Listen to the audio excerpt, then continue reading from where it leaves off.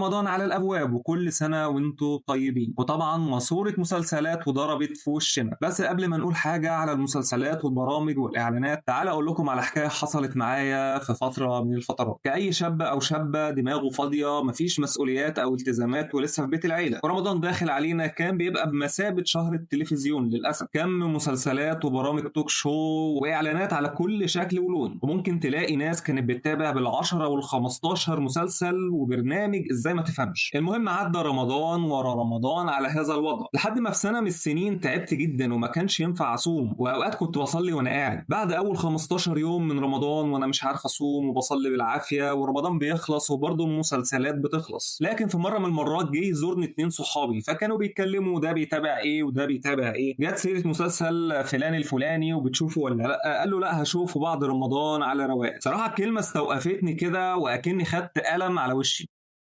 بنضيع 90% من وقته بين مسلسلات وبين نوم. في رمضان